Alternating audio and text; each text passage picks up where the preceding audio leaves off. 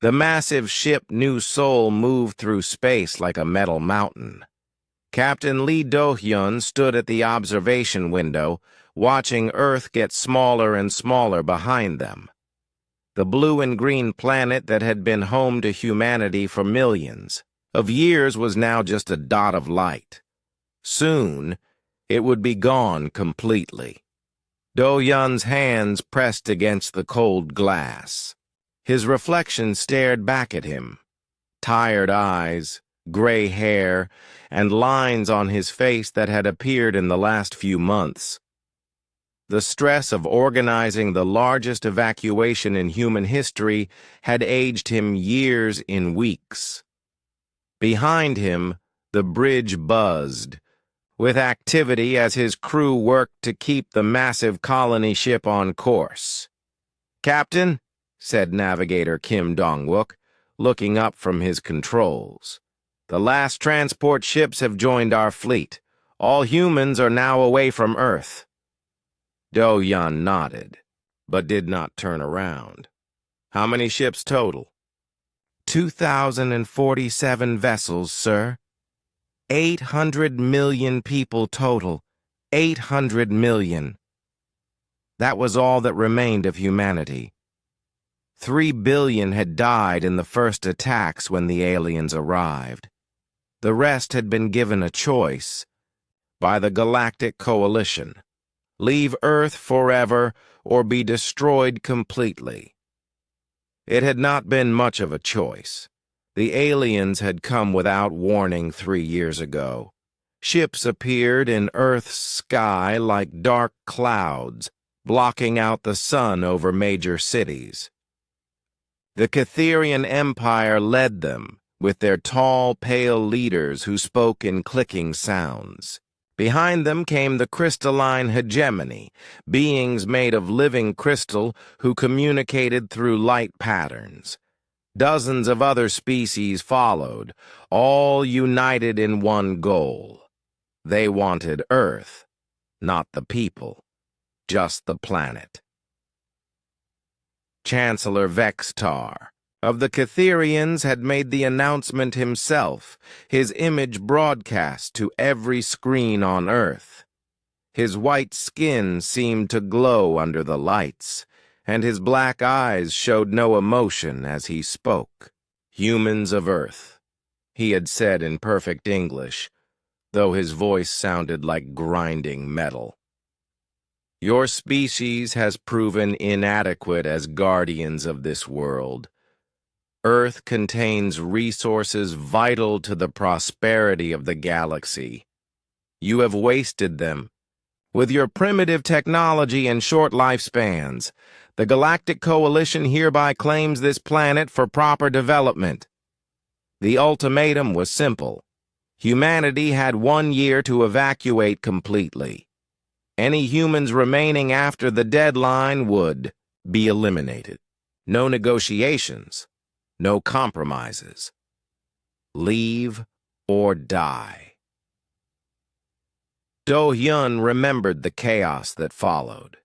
Some governments wanted to fight, others wanted to surrender immediately. The United Nations held emergency sessions that lasted for days. Military leaders drew up battle plans they knew were hopeless. Scientists worked frantically to develop new weapons, but everyone understood the truth. Humanity stood no chance against the alien coalition. Their ships were too advanced, their weapons too powerful, their numbers too great. Earth's combined military forces could not even scratch the paint on a single alien vessel. So they built ships instead of weapons. Every factory on Earth was converted to spacecraft production. Every metal mine, every electronics plant, every piece of industrial equipment was turned toward one goal: getting humanity off their homeworld before the deadline. The door to the bridge opened, and Dr. Park Min-jae walked in. The elderly scientist looked even more tired than Do-hyun. his usually neat appearance disheveled after days of non-stop work. He carried a tablet in his hands and had the expression of someone carrying a heavy secret. "Doctor," Do-hyun said, finally turning from the window. "How is the project proceeding?" "All systems are active, Captain," Park replied quietly. "The network is fully operational." Do-hyun glanced around the bridge. Most of his crew was busy with their duties, but a few were listening. This conversation needed to stay private. "Walk with me?" he said. They left the bridge and walked down the corridor toward Do-hyun's quarters. The hallways of the new Seoul were crowded with families carrying their few remaining possessions. Children cried for pets they had to leave behind. Adults stared at nothing, still trying to process that they would never see their birth world again. "How many people know?" Do-hyun asked when they were alone in his quarters. "Less than 1,000, Park said. "The key researchers, the facility directors, and the senior military staff. Everyone else thinks they were helping with mining, operations, or emergency supplies." Do-hyun sat down heavily in his chair. For months, he had carried the weight of knowing what humanity was really doing in those final days on Earth. It was not mining. It was not desperate resource gathering. It was something far more complex and dangerous. "The aliens have no idea?" he asked. Park shook his head. "They monitor our communications, but they see what they expect to see. To them, we are a primitive species trying to gather last-minute supplies before running away. They have no understanding of what we have actually accomplished." Through his quarters' small window, Do-hyun could see other colony ships in their fleet. Each one carried thousands of people: scientists, artists, teachers, children, families. They were the survivors of humanity, floating through space toward an uncertain future. Most of them believed they were refugees fleeing a war they could not win. They had no idea they were soldiers in a war that had not yet begun. "Director Yoon's final report?" Do-hyun asked.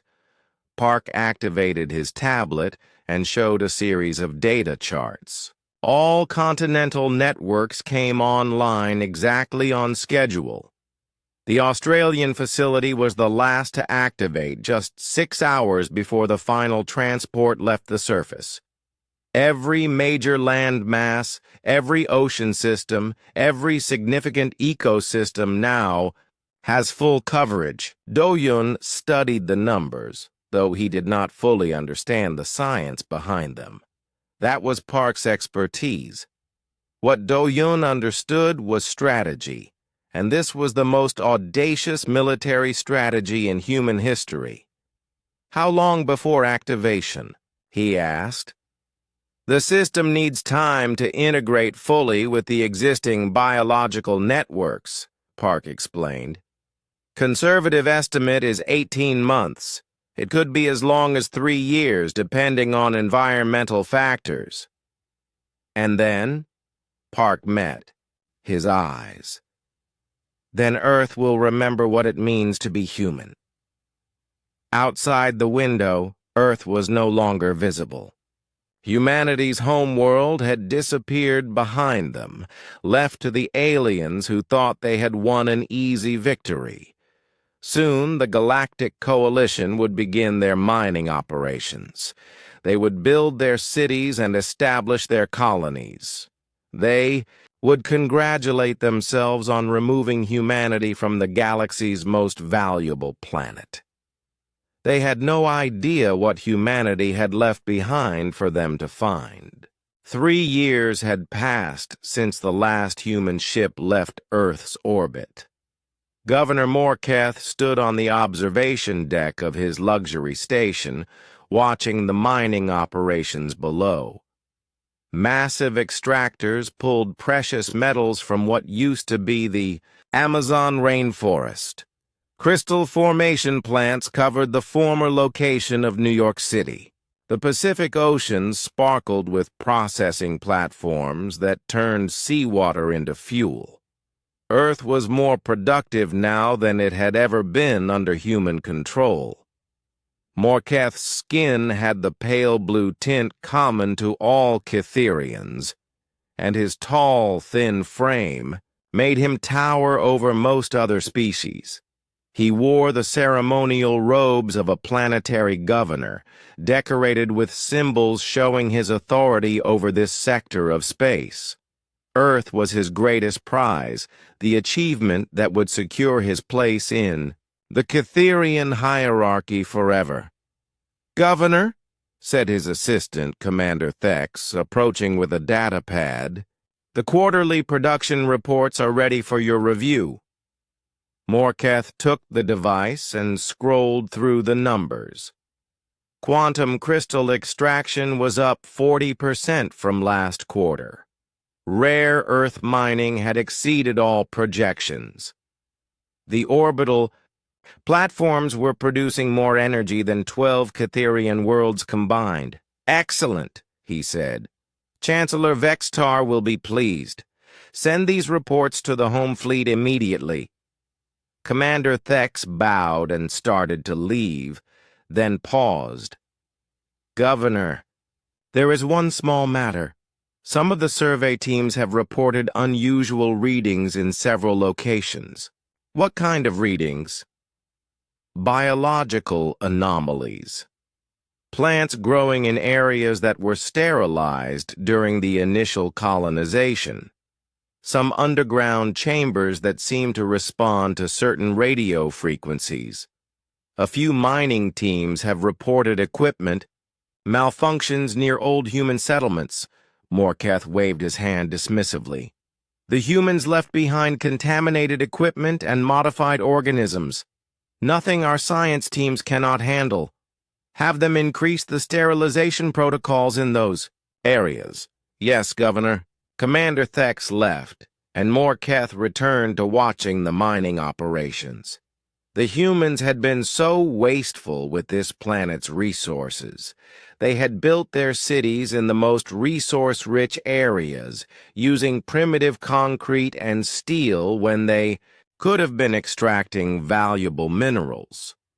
They had covered fertile land with parks and gardens instead of industrial facilities. They had actually tried to preserve natural habitats instead of converting them to productive use.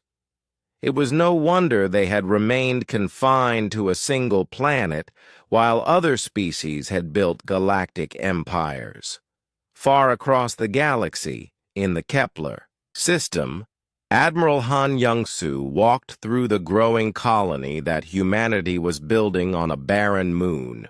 The domed settlements were cramped and utilitarian, nothing like the cities they had left behind on Earth. But they were home now, and every day they grew a little larger. The moon had no name yet. The colonists simply called it New Home, though everyone understood it was temporary. They were still too close to the major space lanes, too visible to passing ships. Eventually, they would need to move deeper into unexplored space. "Admiral," called Fleet Coordinator Jang Hana as she approached across the construction site. She wore the simple gray uniform that all colonists had adopted, practical clothing designed for hard work rather than military ceremony. "The morning. Briefing is ready." They walked together toward the Central Command Building, a low structure made from processed asteroid materials. Around them, human engineers and workers were expanding the settlement. Chief Engineer Oh Min-woo supervised the installation of new atmospheric processors. Systems Analyst Shin Da-young checked power distribution networks. Everyone had a job, Everyone contributed to their survival. The briefing room was small and simple, with basic furniture and wall screens showing data about their new world. A dozen senior staff members were already seated around the table. Unlike the grand conference rooms they had used on Earth, this space felt more like a workshop than a command center. "Status report," Admiral Han said as he took his seat. "Population is stable at 420,000 on this facility," Jang Hana began. "The other settlements in our fleet report similar numbers. Total human population is approximately 800 million, spread across 47 different locations." Admiral Han nodded. The decision to split their population across multiple sites had been controversial but necessary.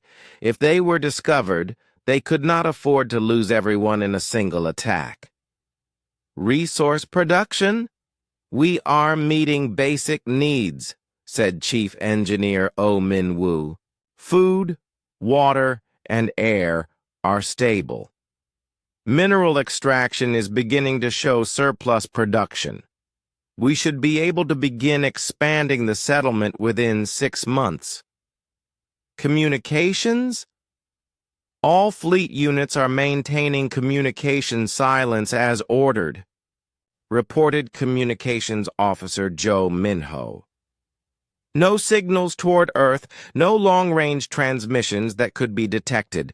We are invisible to galactic monitoring networks." Admiral Han looked around the table at his staff. These people had once commanded fleets, run corporations, and led nations on Earth. Now they were pioneers on a lifeless moon, starting human civilization over from almost nothing.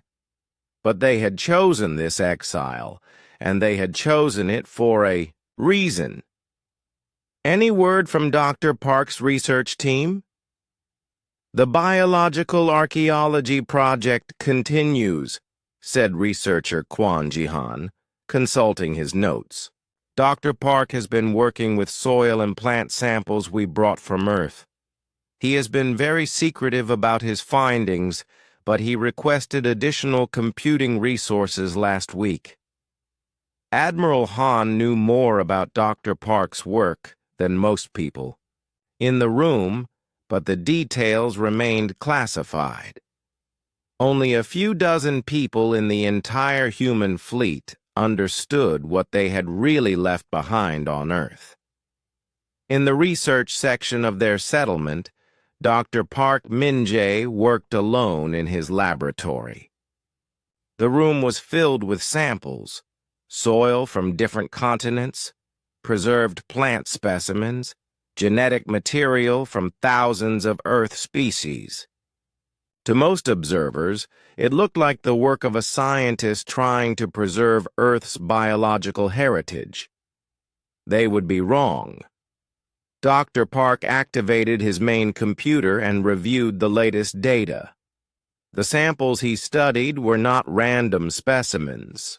They were pieces of the most complex biological network ever created. Every plant, every microorganism, every piece of organic matter had been modified with dormant genetic codes. The network covered Earth's entire surface, hidden in the DNA of every living thing. The aliens thought they had inherited a dead planet to strip for resources. They had no idea they were living on top of the largest biological weapon in galactic history. Data analyst Nam Tae-hee entered the lab carrying fresh computation results. "Dr. Park, the integration models are showing accelerated development. The biological networks on Earth are adapting faster than we predicted." Dr. Park studied the numbers on his screen. According to their models, Earth's modified organisms were beginning to interact with each other. The dormant systems were slowly awakening, forming connections across continents. How much faster? He asked. Conservative estimate now shows full integration in 12 months instead of 18. The alien industrial activities seem to be accelerating. The process. Dr. Park allowed himself a small smile. The aliens were unknowingly helping to activate the trap humanity had set for them. Every mine they dug, every forest they cleared, every modification they made to Earth's surface was triggering biological responses in the modified organisms. Soon, Earth would remember what it meant to be human, and it would not be pleased with its new occupants. Mining Director Zilkon stood at the edge of what humans had once called Mount Rushmore. The ancient carved faces of human leaders looked down at him from the stone mountain. Soon, those faces would be gone. His team had found massive quantum crystal deposits deep inside the mountain, and extraction would require removing the entire structure. "Begin drilling operations," he ordered into his communication device. "I want full penetration to a depth of 2 kilometers. The massive drilling machines moved into position. Each one was the size of a building, with diamond-tipped boring heads that could cut through solid rock like water. The noise was tremendous as they began their work, sending vibrations through the mountain and deep into the earth below. Zilkon belonged to the Vorthak species, reptilian beings with thick scales and powerful bodies.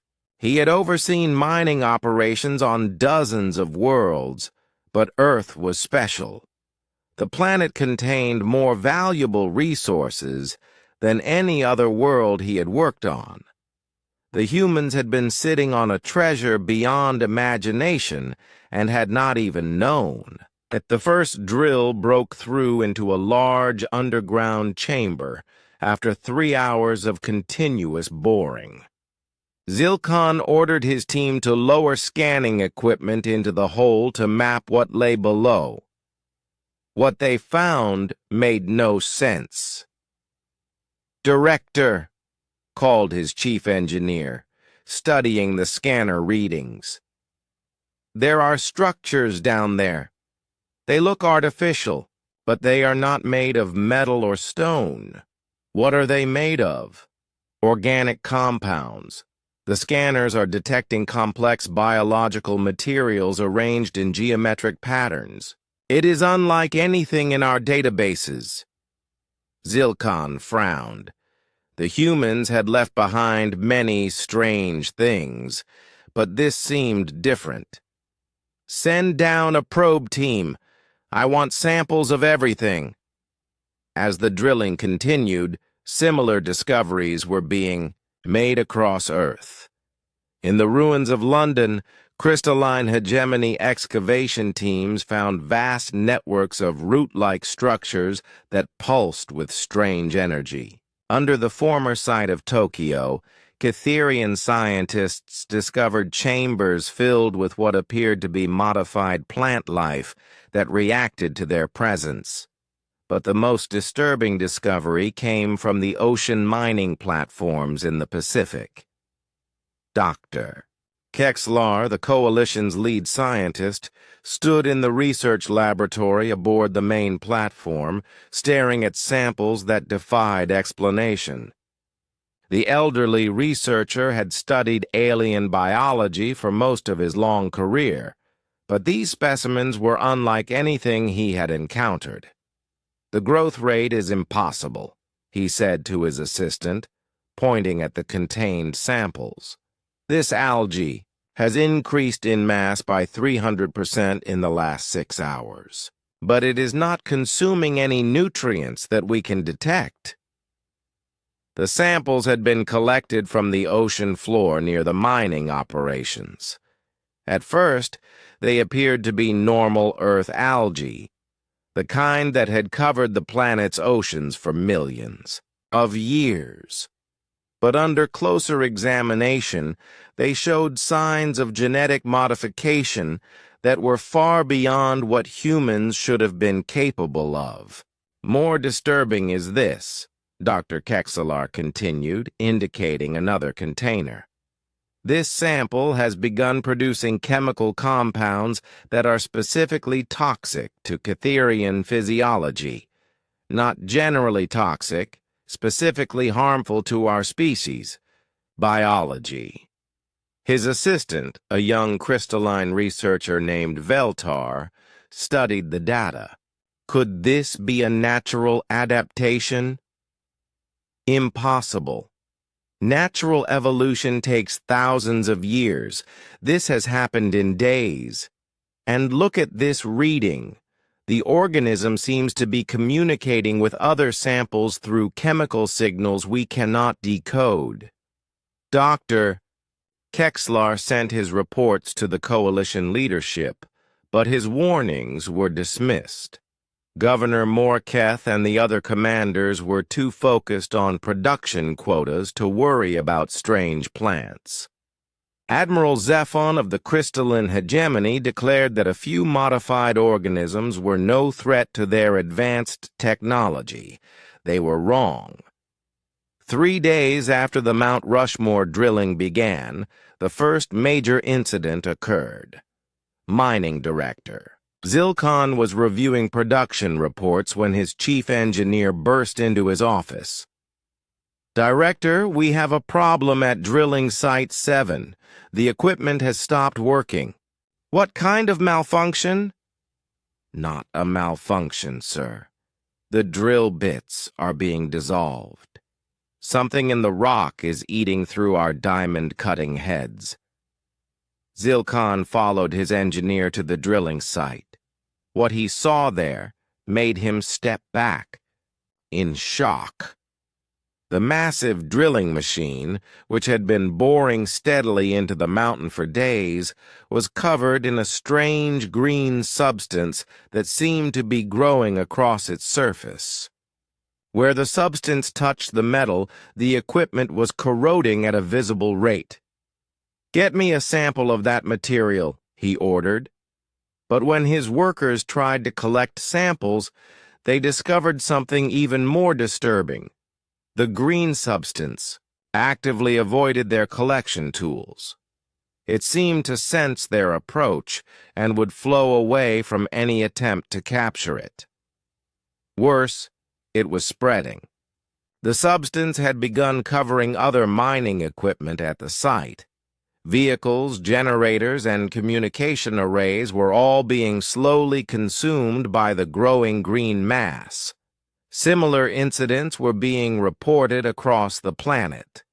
In the former, Amazon region, Catherian harvesting machines found their cutting blades dulled by plants that seemed to harden their stems in response to attack.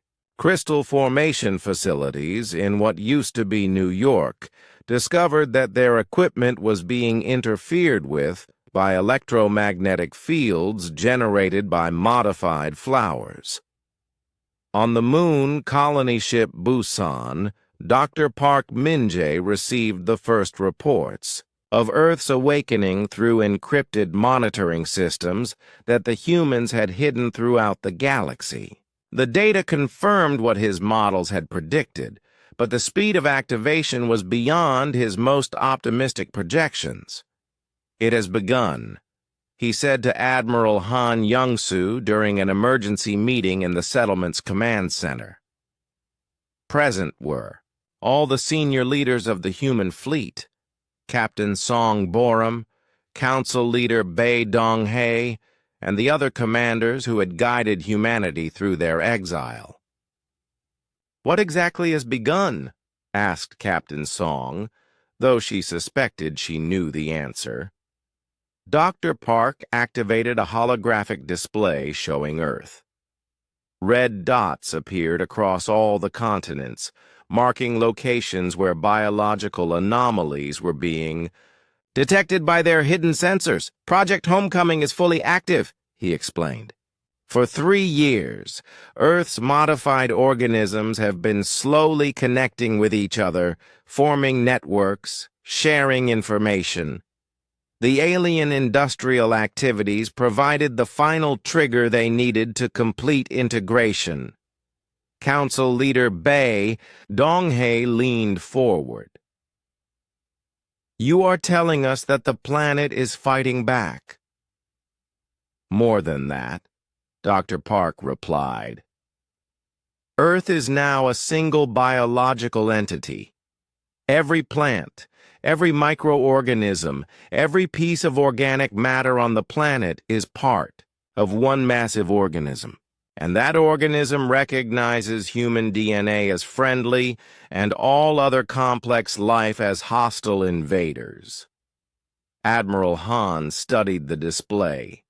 "How long before the aliens realize what is happening?" "They are beginning to understand now," Dr. Park said. "But they still think they are dealing with isolated incidents. They have no idea that Earth itself has become their enemy."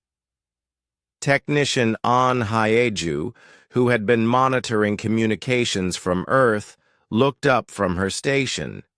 "Admiral, we are receiving the first distress calls from the alien mining operations.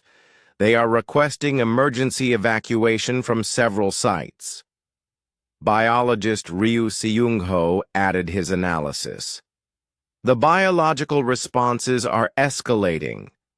Earth is not just defending itself. It is actively hunting the alien presence." Dr. Park smiled for the first time in years.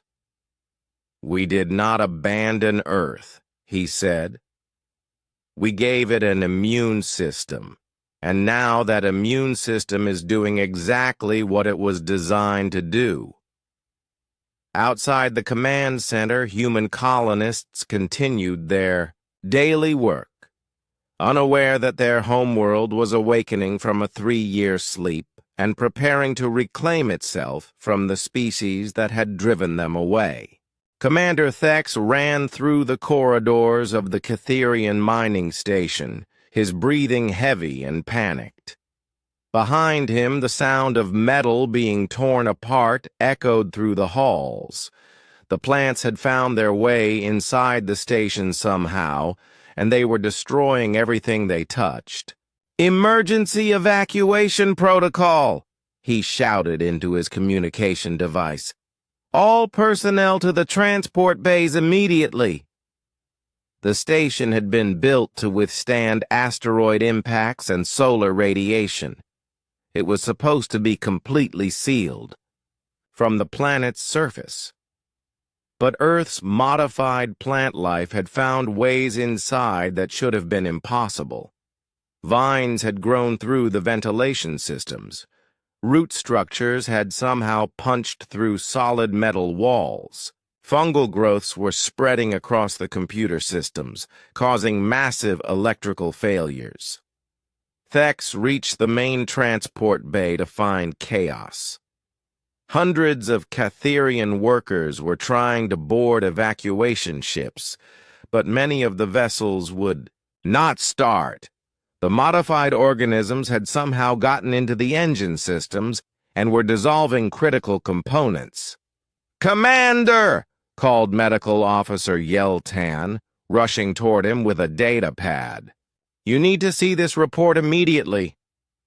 Thex took the device and read the medical data.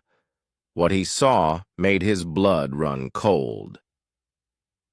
17 Catherian personnel had been admitted to the medical bay in the last 6 hours with symptoms that their doctors had never seen before. The affected workers were developing skin conditions, breathing problems, and nervous system failures that seemed specifically designed to target Catherian biology. "How is this possible?" Thex asked. "The organisms on this planet are producing airborne toxins," Yeltan explained.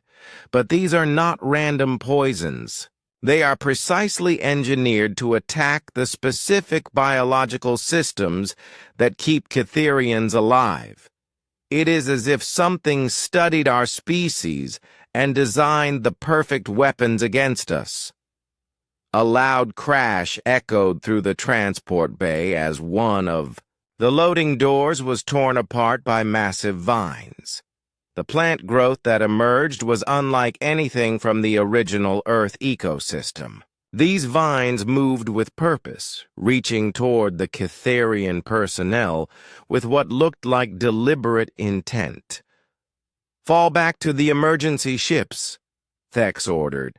"Leave everything behind," as the Catharians fled toward their remaining functional vessels. Similar scenes played out across Earth. The crystalline hegemony's main processing facility in former Europe was being overrun by flowers that generated electromagnetic pulses specifically tuned to disrupt crystalline biology. Mining operations in Africa had been abandoned when the soil itself became acidic to alien equipment while remaining perfectly safe for any remaining Earth organisms. Governor Morketh stood in the command center of his orbital station, watching his planet-side operations collapse one by one.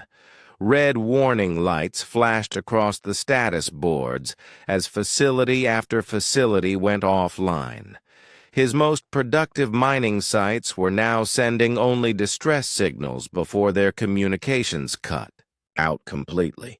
"Governor," said his communications officer, "we are receiving evacuation requests from all surface operations. They are reporting coordinated attacks by hostile plant life." "Plants cannot coordinate attacks," Morketh replied, though his voice lacked conviction. "There must be some human resistance force hidden on the planet. Sir, our deep scans show no human life signs anywhere on Earth. Whatever is happening, it is not being controlled by human survivors." Morketh studied the tactical displays. The pattern of attacks was too organized to be random biological responses. The organisms seemed to be working together, sharing information, coordinating their assault on alien infrastructure. But that was impossible. Plants were not intelligent. They could not plan military operations. On the human colony ship Busan, communications officer Joe Minho monitored the alien distress calls with growing amazement. The emergency transmissions from Earth were increasing every hour, and the panic in the alien voices was clear even through the translation systems.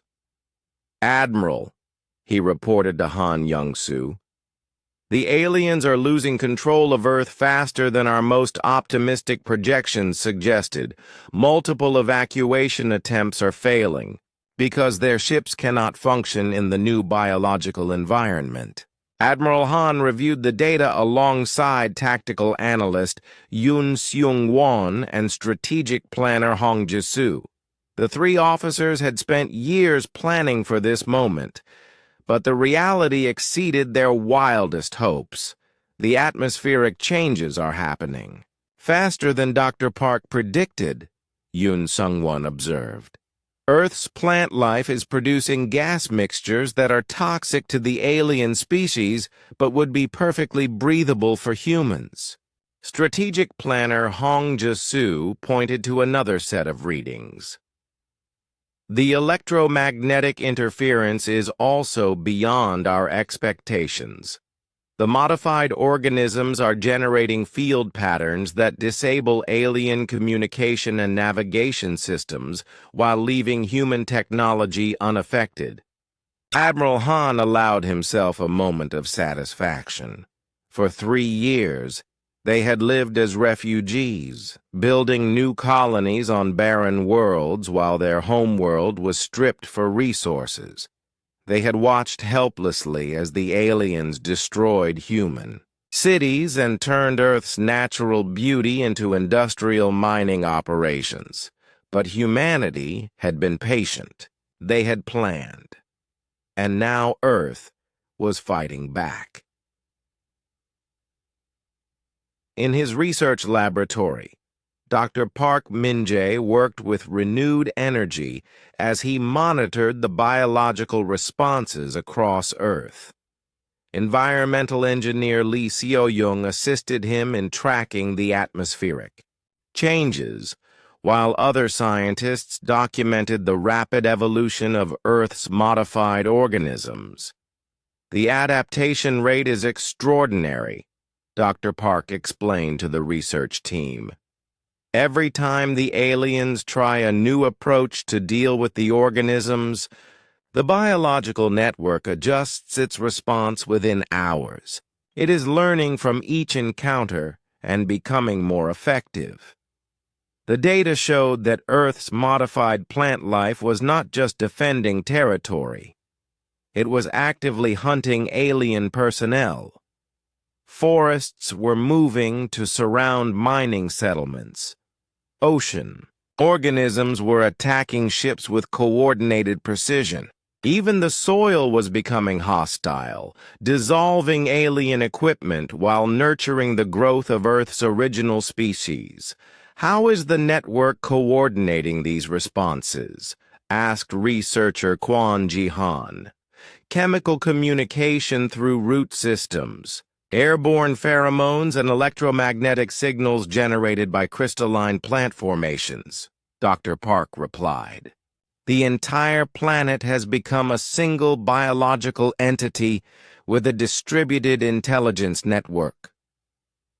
Security Chief Wexelon of the Crystalline Hegemony led the final evacuation of their main Earth facility. His forces had fought desperate battles against plant life that seemed to predict their every move.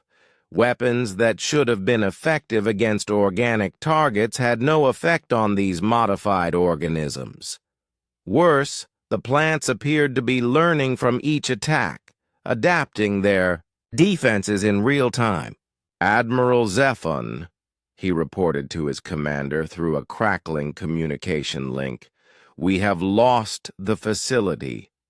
The organisms are not just attacking our equipment, they are hunting our personnel specifically. I have never seen anything like it. Admiral Zephon, safe aboard his flagship in orbit, found Wexelon's report hard to believe. You are telling me that plants are conducting military operations? Not plants as we understand them, sir. These organisms show tactical intelligence. They coordinate their attacks, they adapt to our weapons, and they seem to know exactly how to target our biological weaknesses. This is not natural evolution. This is biological warfare. The truth was becoming clear to the alien leadership, though most refused to accept it. The humans had not fled Earth in defeat. They had transformed their entire planet into a weapon and then withdrawn to let that weapon activate. Every organism on Earth was now part of a massive biological defense system that recognized only human DNA as friendly. Chancellor Vextar of the Catherian Empire finally made the decision that his subordinates had been requesting for days. From his command ship in the outer solar system, he issued orders that would have seemed impossible just weeks earlier. All forces will withdraw from Earth's surface immediately, he announced.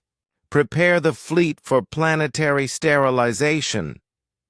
If we cannot control this world, we will cleanse it completely. But as Vextar gave his orders, he had no idea that Earth's biological network had already prepared for this possibility. The same crystalline formations that were interfering with alien technology were also creating a defensive barrier in the planet's upper atmosphere. Earth had become more than just hostile to alien occupation. It had become impossible to destroy from orbit. The war between the aliens and Earth itself was about to enter its final phase. Chancellor Vextar stood on the bridge of his flagship, watching the massive fleet of sterilization vessels position themselves around Earth. 200 ships armed with planet-killing weapons prepared to turn humanity's homeworld into a dead rock. If the Galactic Coalition could not have Earth, then no one would. "All vessels report ready for planetary bombardment," announced Fleet Commander Zekron. "Sterilization protocols are active and awaiting your orders, Chancellor." Vextar studied the blue and green planet below them. Even from orbit, he could see that Earth had changed. Strange lights pulsed across the continents in patterns that looked almost like a heartbeat. The oceans glowed with bioluminescent organisms that had never existed before. The planet looked alive in a way that seemed unnatural. "Begin the bombardment," he ordered. The first wave of energy beams struck Earth's atmosphere and simply disappeared. The deadly radiation that should have burned through the planet's protective layers was absorbed by some kind of barrier that the Coalition's sensors could not fully detect. "Increase power to maximum," Vextar commanded. "I want every weapon firing at full capacity." For 6 hours, the alien fleet poured devastating energy into Earth's atmosphere. Weapons that could crack moons and vaporize asteroids struck the planet continuously, but Earth's biological shield held firm. The crystalline formations that covered the planet's surface were somehow converting the attack energy into harmless light displays that danced across the sky like massive auroras. Admiral Zephon of the Crystalline Hegemony contacted Vextar from his own command ship. "Chancellor, our weapons are having no effect.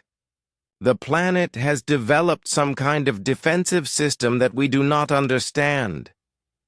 "That is impossible," Vextar replied. "No biological system can withstand orbital bombardment. The readings suggest otherwise. Whatever the humans did to this planet, they turned it into something beyond our ability to destroy." As the alien fleet continued its futile attack, humanity's exile fleet was already beginning the journey home. Admiral Han Young-soo stood on the bridge of the New Sol, watching the star charts that showed their route back to the solar system. After 3 years of wandering through space, they were finally going home. "Estimated time to Earth orbit?" he asked Navigator Kim Dong-wook. 17 days at maximum speed, Admiral. All ships in the fleet are ready for the return journey." Behind them followed nearly 2,000 vessels carrying the 800 million survivors of humanity. These were no longer refugee ships fleeing a lost war. They were the returning owners of a planet that had spent 3 years preparing. For their homecoming, Dr. Park Min-jae worked frantically in his laboratory aboard the Busan, monitoring the biological systems on Earth through their hidden sensor network.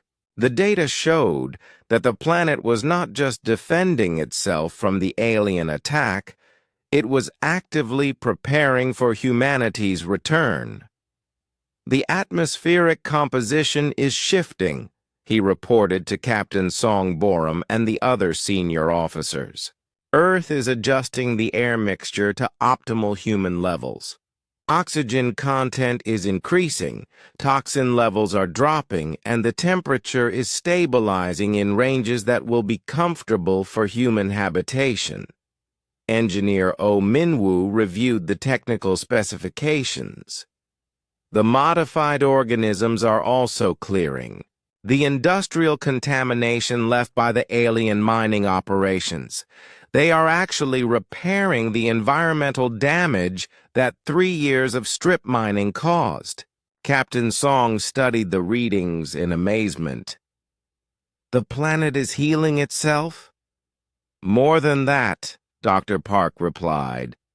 It is preparing itself specifically for human occupation. The biological network is creating optimal conditions for our species, while maintaining the hostile environment for any other complex life forms. As the human fleet traveled toward Earth, sensor operator Lim Haeun detected something that made her call for the Admiral immediately. Sir, we are receiving transmissions from Earth, not radio signals. Biological communications. Admiral Han joined her at the sensor station. What kind of biological communications? Chemical markers released into space, sir. Pheromone clouds that are spelling out messages in multiple human languages. The current message reads, "Welcome home." The bridge crew fell silent as they absorbed this information. Earth was not just waiting for them. It was actively calling them home. Meanwhile, the alien fleet around Earth was facing a crisis. The failed bombardment had cost them enormous amounts of energy and resources, but the planet remained completely unharmed. Worse, their ships were beginning to experience the same problems that had plagued the surface operations. Commander Thex reported to Chancellor Vextar from his patrol vessel. Sir, something is wrong with our ship systems. The hull is showing signs of corrosion, and our life support is malfunctioning. How is that possible? We are in space, not on the planet's surface. The planet appears to be releasing spores and chemical compounds into the local space environment. Our ships are being affected by the same biological agents that drove us from the surface. Other ships in the fleet reported similar problems. Earth's biological defense system was not limited to the planet's surface. It was actively contaminating the space around itself to drive away the alien presence. Admiral Zephon contacted Chancellor Vextar one final time. We must withdraw immediately.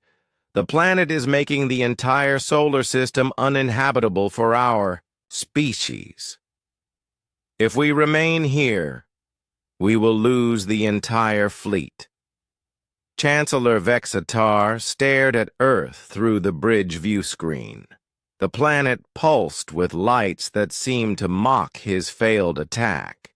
For the first time in his long military career, he was facing complete defeat at the hands of an enemy he could not even properly identify. All ships will withdraw to the outer system, he ordered. Prepare for emergency departure. As the alien fleet retreated, they detected the approaching human vessels on their long-range sensors. The timing was no coincidence. Earth had been defending itself just long enough for its original inhabitants to return. The first human ships entered Earth's orbit to find their homeworld transformed, but welcoming. The hostile biological systems that had driven away the aliens recognized human DNA signatures and immediately shifted to protection mode. The same organisms that had been deadly weapons against the invaders became nurturing guardians for returning humanity.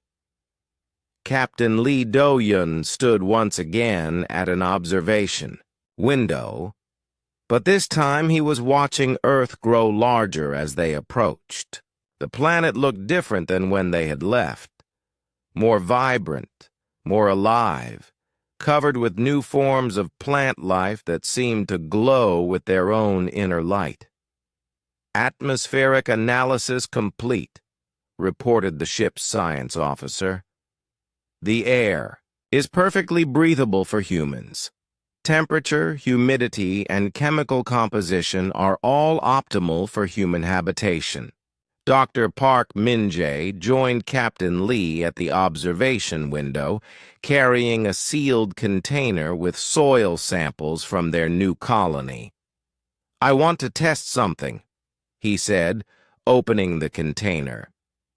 The soil, which had been dead and sterile, suddenly began to change. Tiny green shoots emerged from the dirt, growing rapidly into small plants that seemed to reach toward the approaching planet. Even in the vacuum of space, Earth's biological network was calling to its scattered children. They thought we were running away, Engineer Kim Soo-young observed, watching the impossible plants grow in the airless container. They never realized we were going home to prepare. The human fleet settled into orbit around their transformed homeworld. Below them, Earth pulsed with welcoming lights, its entire biosphere focused on one message: humanity was home. In the outer solar system, the remnants of the alien fleet prepared for their final departure. Chancellor Vextar and Admiral Zephon faced the humiliating task of reporting their complete failure to the Galactic Coalition. They had been defeated not by human weapons or human soldiers, but by a planet that loved its original children more than life itself. Commander Thex sent the final report to the Coalition headquarters. Earth is lost. The planet has become a biological weapon that specifically targets non-human life. Recommend immediate recognition of human sovereignty over the solar system and formal apology for the invasion attempt. As the alien ships disappeared into interstellar space, Earth continued its celebration. Every tree, every flower, every blade of grass on the planet participated in welcoming humanity home.